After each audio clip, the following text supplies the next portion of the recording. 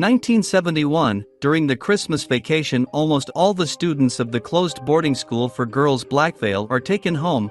Only 2 girls and a young teacher, Rose, remain at the school for the holidays. Meanwhile, 4 serial maniacs kill and cut up the bodies of their victims on some obscure ritual principle. Fate brings these 4 to the doors of Blackvale, and letting them in, out of the goodness of her heart, Rose thereby begins a dangerous game for survival. Events of many horror films take place during some holidays to emphasize the contrast between the light mood and the nightmare going on in the background. The horror The Sacrifice Game declares its intentions to dance on the bones of the Christmas spirit in the very first scene, when 4 young killers, who do not look like psychopaths and sadists at all, calmly and casually kill in cold blood a harmless couple, right in their own home under the blinking of holiday lights and Christmas tunes. It's a stylish and effective beginning, whose strength lies in its straightforward brutality, which is further emphasized by the setting. The action takes place in the early 70s, and this era is conveyed by the filmmakers in a juicy way.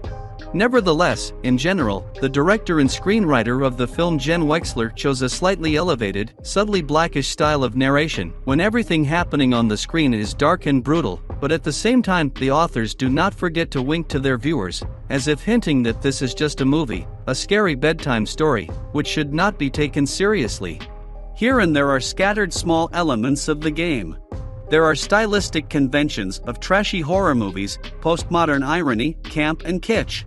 In full force they unfold in the second half of the movie, following the expected, but still pretty cool plot twist, which flips the story upside down and finally turns The Sacrifice Game into some kind of horror anecdote not only in form, but also in content.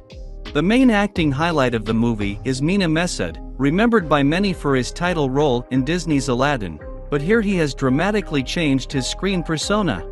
He plays the unspoken leader of the 4 maniacs, a brutal scumbag, turning bloody murders into a narcissistic performance, and the fact that at times Massoud mercilessly chews the scenery builds on his catchy poser image.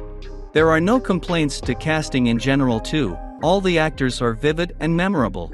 Sometimes, The Sacrifice Game, as if frightened by the momentum gained in terms of its brutality, steps on the brakes, and it can be disappointing.